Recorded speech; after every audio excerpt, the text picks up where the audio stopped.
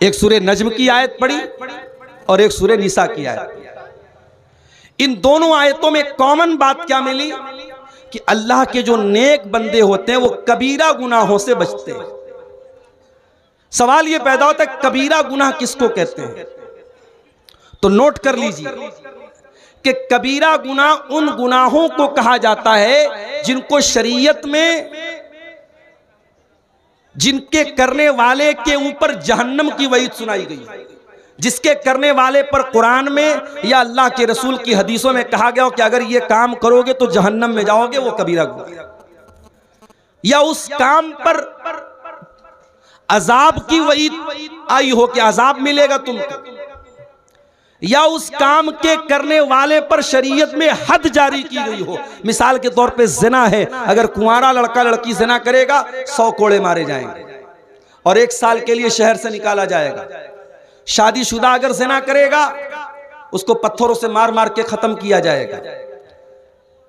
चोरी करने वाले का हाथ काटा जाएगा। तो जिस गुनाह पर शरीयत में हद जारी की गई हो, सजा मुकर्रर की गई हो, वो गुनाह भी कबीरा गुनाह है।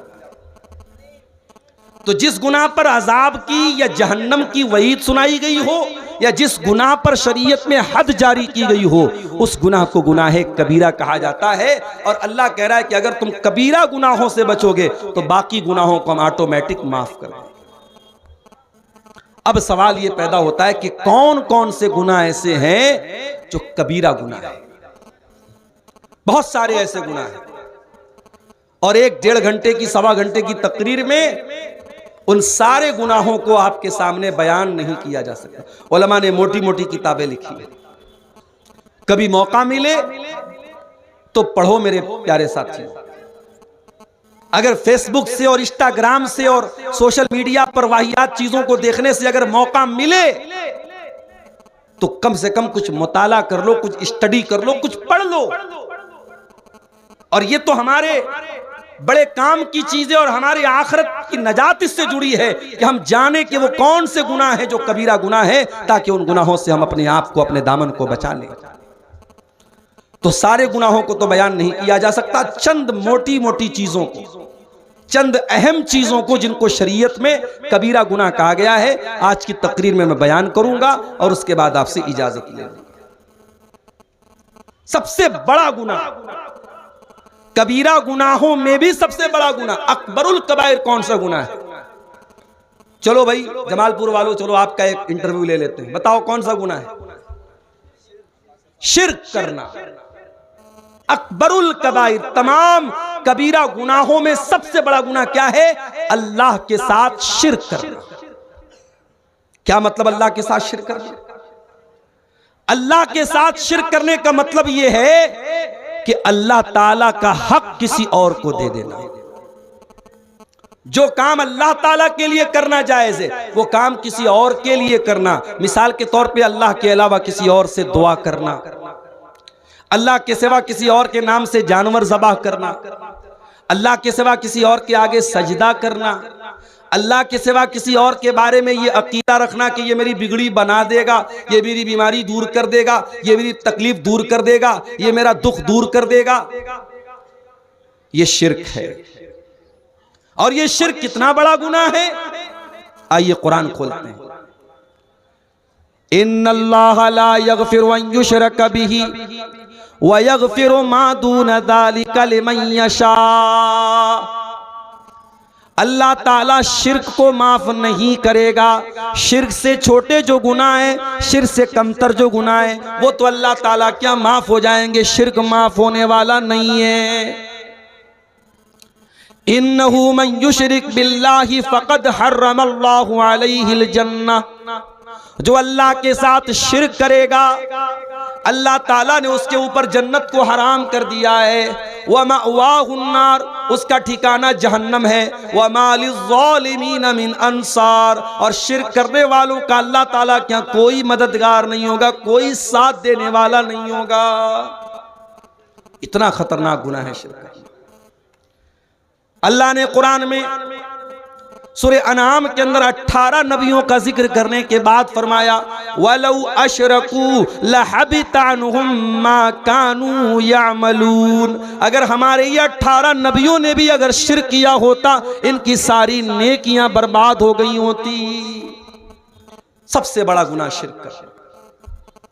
अल्लाह कुरान में अपने नबी से कहता है वलक़द ऊहिया इलैका व इलल्लज़ीना मिन क़ब्लिका लइन अशरकत लयहबतन्न अमलुक वलतकूनन्न मिनल ख़ासिरीन। ऐ मेरे हबीब, अगर आपने भी शिर्क कर दिया तो आपके भी तमाम के तमाम अमल बर्बाद हो जाएंगे और आप भी खसारा उठाने वालों में से हो जाएंगे।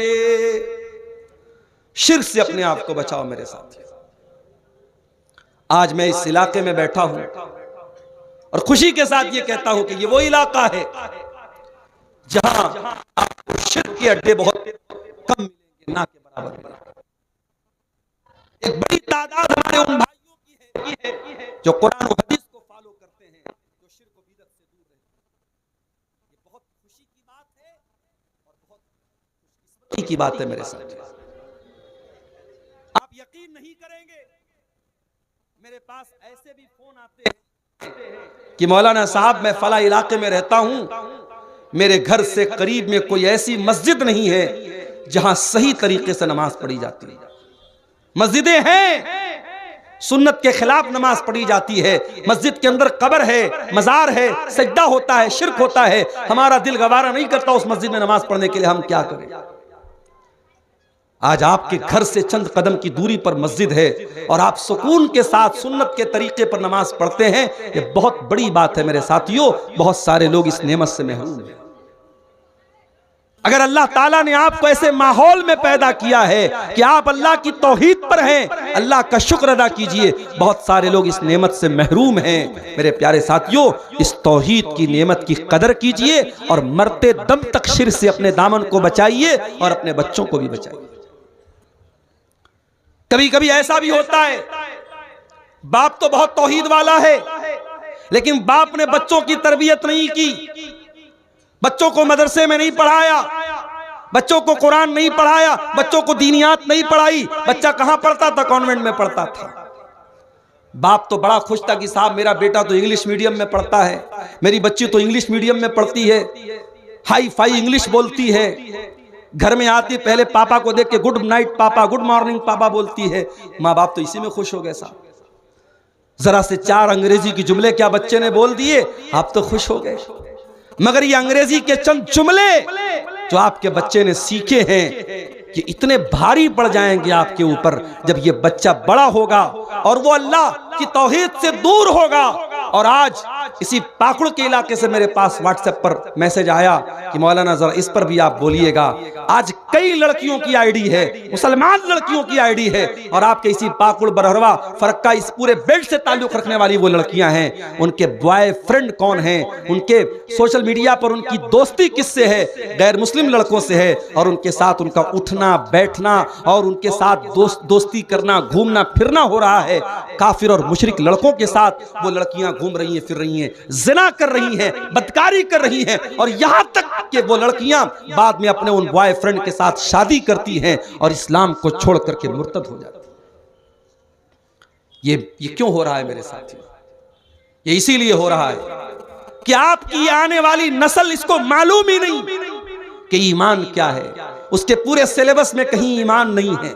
उसने इंग्लिश तो पढ़ी, उसने मैथमेटिक्स तो पढ़ी, उसने साइंस तो पढ़ी, उसने जियोग्राफी तो पढ़ी, उसने मेडिकल की तालीम तो हासिल की, वो इंजीनियर तो बन गया, वो लॉयर तो बन गया, वो उसने MBA तो कर लिया, उसने दुनिया के सारे उलूम हासिल कर लिए, मगर उसे ये नहीं पता तेरा रब कौन है, तेरे नबी कौन है, तेरा दीन क्या है। कब्र में यही 3 सवाल तो होगा, तेरा रब कौन, तेरे नबी कौन, तेरा दीन क्या। और इन तीनों सवालों का जवाब, माफ कीजिएगा, मैथमेटिक्स की बहुत अहमियत है मगर उसकी किताबों में इसका जवाब नहीं मिलेगा। साइंस बहुत इंपॉर्टेंट है मगर साइंस की किताबों में इन तीनों सवालों का जवाब नहीं मिलेगा। इन तीनों सवालों का जवाब कहां मिलेगा? अल्लाह के नबी फरमाते हैं, जब मोमिन बंदा जवाब देगा रब्बी अल्लाह, मेरा रब अल्लाह है, दीन अल इस्लाम, मेरा दीन इस्लाम है, मेरे नबी मोहम्मद सल्लल्लाहु अलैहि वसल्लम में फरिश्ता पूछेगा कि तुझे इन तीनों सवालों का जवाब कैसे पता चला? बंदा कहेगा क़राअतु किताब अल्लाह, क़राअतु किताब अल्लाहि फ़आमनतु बिही व सद्दक़तु बिही। मैंने कुरान को पढ़ा था, मैंने अल्लाह की किताब को पढ़ा था, मैं कुरान पर ईमान लाया था, मैंने कुरान को सच्चा माना था। कुरान के जरिए मुझे इन तीनों सवालों का जवाब मिला।